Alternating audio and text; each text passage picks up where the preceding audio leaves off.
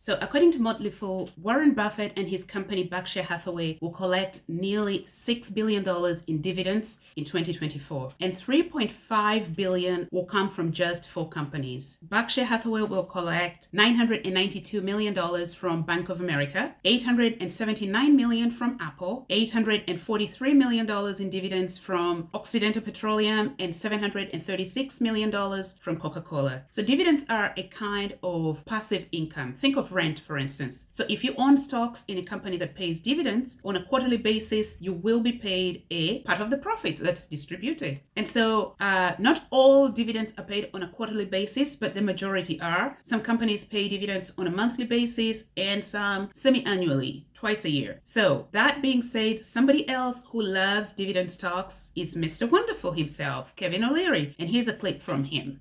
Over the last 40 years, 71% of the market's returns came from dividends, not capital appreciation. So rule 1 for me is I'll never own a stock that doesn't pay a dividend, ever.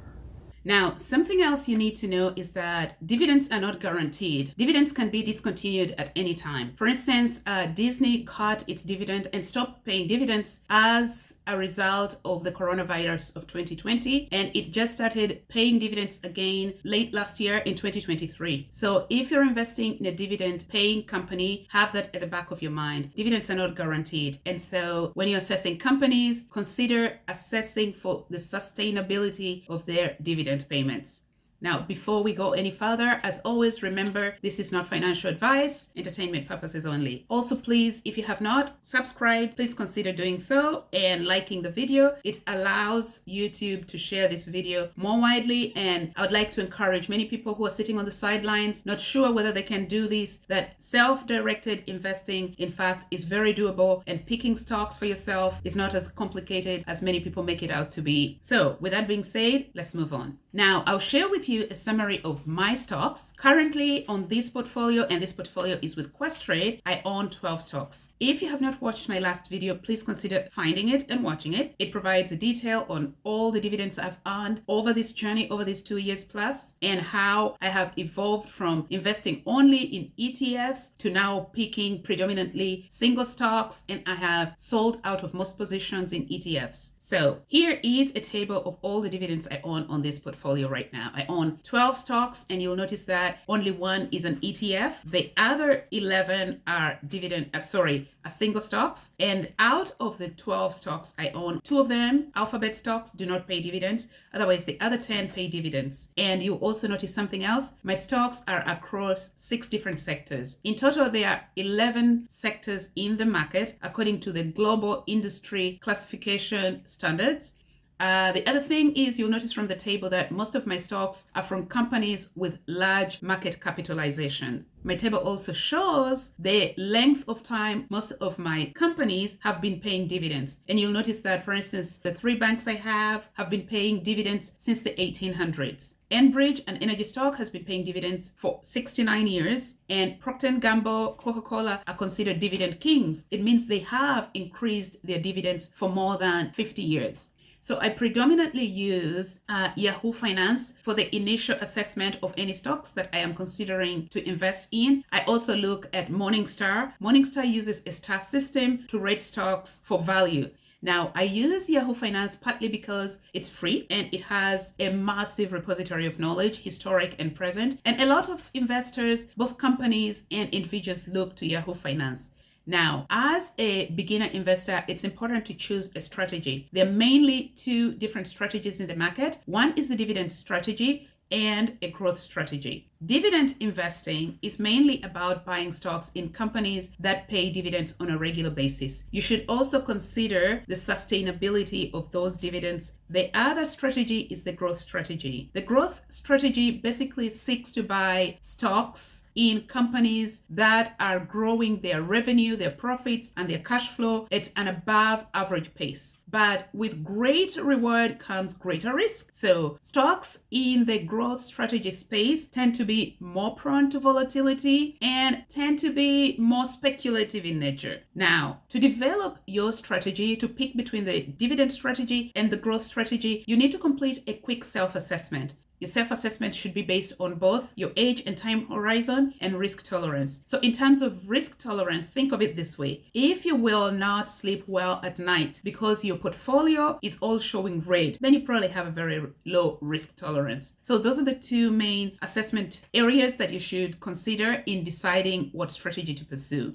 So with all that being said, here is how I select the stocks that I end up buying. One, I invest or buy stocks that I understand. You've seen from the table earlier, I have stocks in Coca-Cola, Procter & Gamble, 3 banks, a utility company, an energy company. In Apple, I have stocks in Alphabet. All these are very understandable to me. Let's think of Coca-Cola, for instance. Coca-Cola is a brand that is so well established. You can order a Coca-Cola product at a 5-star restaurant in New York, in Hong Kong, or in a little village in Africa or somewhere in Asia. It has more than 20 different brands. In terms of beverages alone, Coca-Cola has more than 250 different types of beverages. Also on a daily basis, nearly 1.9 billion servings of the drink is consumed around the world. Also consider the fact that one of the best investors of all times, Warren Buffett, is reaping significant returns from holding Coca-Cola stocks forever. That's enough comfort for me to invest in Coca-Cola. In terms of Apple, for instance, it sells a premium product and the market is wide. It's been one of the largest sellers, even of hardware in that space. In 2023 alone, Apple shipped 70 million cell phones around the world relative to its second closest competitor, Samsung, which shipped about 58 million cell phones. And in terms of Google, for instance, think of Google as the most predominant search engine. It's rendered most of the other search engines obscure. Alphabet, through its YouTube and Google, the search engine, is an ad king. There is no other company that even comes close to the amount and number of ads that are run through Alphabet's different, platforms. Number 2 is I tend to pick stocks based on how well established a company is or how mature a company is. And this boils down not just to how long they've been operating, but also their market capitalization. I have stocks in the 3 big Canadian banks. It's because TD Canada Trust, RBC, and Bank of Montreal have been paying dividends since the 1800s. In terms of market capitalization, think of Apple and Alphabet. Their market capitalization is part of an exclusive club of the trillion-dollar class. The third thing I consider is the competitive advantage of a company. Again, look at how well established most of my companies are. Coca-Cola, the brand recognition and distribution across the globe makes it a big barrier for any new companies to break into the space in which Coca-Cola operates. This is what Warren Buffett refers to as a moat. How easy it is for new companies to penetrate that sector or that area of operation or otherwise. Number 4, I look for consistency and stability in dividend payments. Most of my companies have been paying dividends for a very long time, have a great record. Think of the Canadian banks paying dividends from the 1800s. Not just that, Apple and Procter & Gamble are considered dividend kings because they have increased their dividends consistently for over 50 years.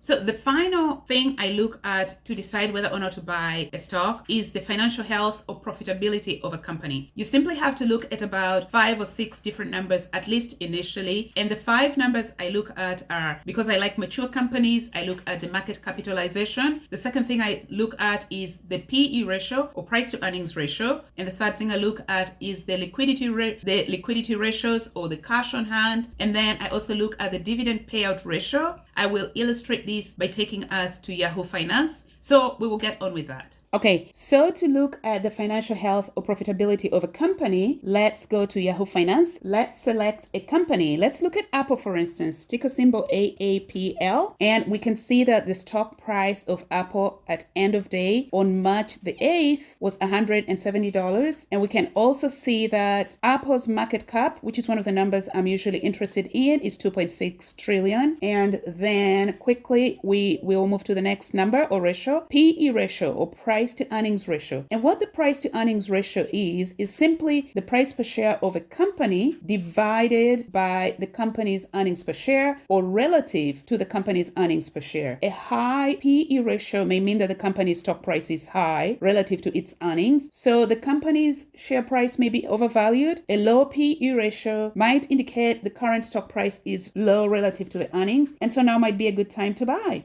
However, in isolation, it's hard to tell whether 26.5 is, whether it's high or low. So in order to make a reasonable assessment, you look at the PE ratio of similar companies. So let's look at Amazon, for instance, AMZN. The PE ratio for Amazon is 61. So compared to 26.5 for Apple, Apple now seems cheap compared to Amazon. Alphabet, share price is 136. PE ratio is 23.4 or 23.5. Now, compared to the 26.5, Alphabet seems cheaper relative to Apple. Now, Meta, the ticker price META, and PE ratio is 34. Netflix, 50.23. PE ratio for Netflix is 50. How about Tesla? Tesla's PE ratio is 41 right there. And let's look at Netflix. Netflix share price is 604, PE ratio is 50.23. And how about Microsoft? Microsoft Corporation, we'll search that up in the search window. PE ratio is about 37. And finally, let's look at the stock du jour, Nvidia, also in a similar space. And it has a PE ratio of 74, so that's really high.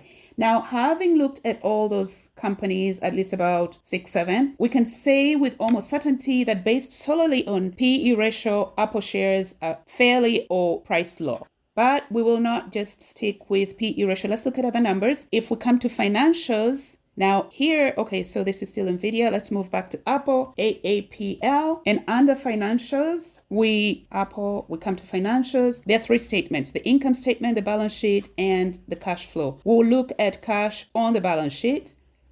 And we can see that right here, there's total cash, and that's at the 30th of September of 2023. Now, note that today is March, so that's 6 months behind, almost 6 months behind. So you have to be mindful of that, and you have to try and find more recent numbers. Now, we can see that total cash is 61.6 billion because it says right up here that all numbers are in thousands. So this is not just millions, this is billions. And so Apple has 61 or 62 billion dollars in cash at the 30th of September. If we scroll down to liabilities, we can look at current debt, and current debt is 15 or 16 billion. And so with that in mind, with 62 billion in cash, Apple is able to cover that short-term debt if there was a need to pay that off right away. Based solely on one season or one quarter's projection, and the most recent that's posted on Yahoo Finance, we can see that Apple is able to cover that. However, something else you want to pay attention to is look at the trend over years. We have numbers for 2020, 2021, and 2022. So you can look at the cash and see the trend total cash is taking. We can look at one other ratio or a couple of others, the payout ratio, dividend payout ratio. And so under statistics, if we scroll down right here under the dividends, you'll see there is a number here, the payout ratio. So this is a dividend payout ratio. And we can see that Apple's number is 14.77, so about 15. So what the dividend payout ratio is just the percentage of a company's earnings that it pays out as dividends to shareholders. So to whoever is holding the stock. So if a company made, say, $2 per share in net income and pays out $1 per share as dividends, the payout ratio would be 50%. So here we can see that for every $1, Apple's just paying out 15 cents. So what this number means, first of all, let me back up. Our good rule of thumb is that 60% is a good payout ratio. So at 60% or lower is a good payout ratio. So at 15%, this is an excellent payout ratio. What this means is that the dividend payments for Apple is sustainable. The other thing is that with only 15% being paid out in dividends, Apple is retaining enough income to be able to grow the company further if it needs to. So this is a very healthy company based on its payout ratio. Another number I'll look at very quickly is the stock price over the last 52 weeks. And right here is the 52-week range. At its lowest, Apple shares were trading at $148 and at the highest at about $200. So right now at 170, Apple's share price has come down about $30 from its all-time high of $200. So now might be a good time to buy. So that in a nutshell is the quick analysis I conduct when I start researching a company for financial health.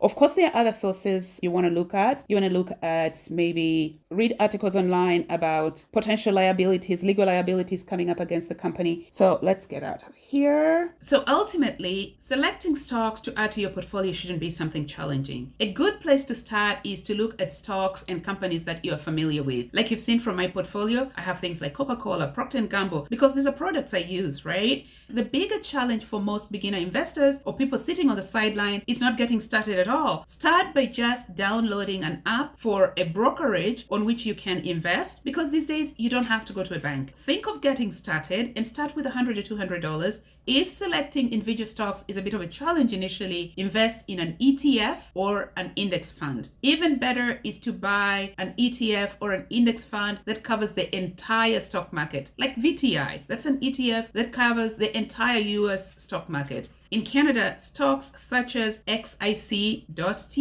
covers the entire TSX Composite Index and trades for about $34 a piece. So with $200, you already can buy 5 stocks and you get to earn a dividend, or you can buy an ETF like XEI.TO, which is a high dividend ETF on the TSX, and it trades for about $25. So with $200, you're already buying 8 ETFs. And XEI pays a monthly dividend. If you enjoyed this video and we found it helpful, please consider liking and subscribing. Thanks for watching.